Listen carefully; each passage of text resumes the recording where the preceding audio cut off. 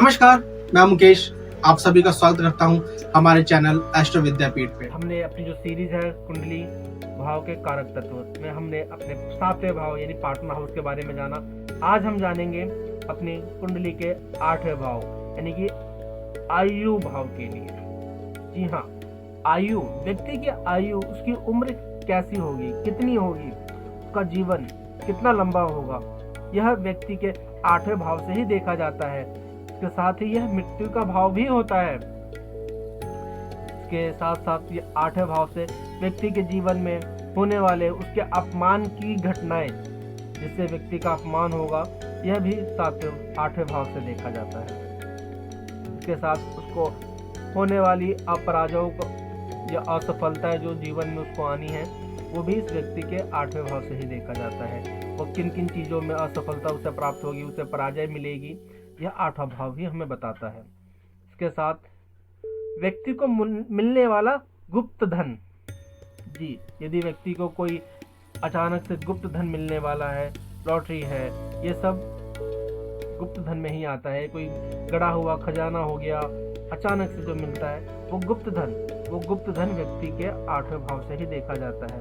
इसके साथ व्यक्ति का ससुराल पक्ष। जी हाँ, जिस भी जातक की कुंडली है, उस जातक स्त्री या पुरुष, उसके ससुराल भाव के लिए, ससुराल के लिए जानकारी अगर हमें देखनी है कि ससुराल पक्ष कैसा होगा, तो वह इसके आठवें भाव से ही देखा जाता है। इस आठवें भाव में एक चीज और भी है जो आप अभी देख रहे हैं कि कुंडली कैसे देखें।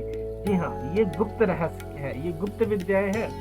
ये गुप्त विद्याओं आपके जीवन में आप इन चीजों में सफल होंगे या नहीं होंगे, आप जीवन में क्या आपके परिणाम लेके आएंगे, इस गुप्त विद्या के लिए, गुप्त रहस्यों को जानने के लिए भी यह आठवां भाव ही देखा जाता है।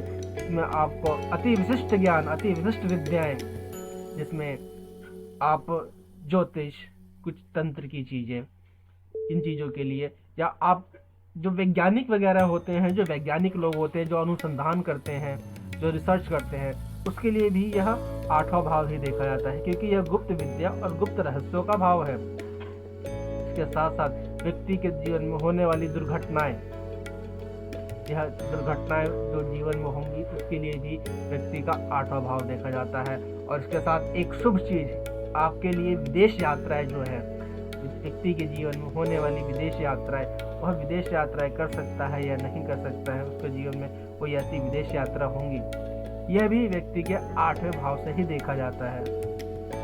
तो यह थी हमारे आठवें भाव की जानकारी। मैं आशा करता हूं आपको हमारे द्वारा दी हुई जानकारी पसंद आएगी, और ऐसे ही अन्य आगे की जानकारियों के लिए आप हमारे साथ जुड़े रहें।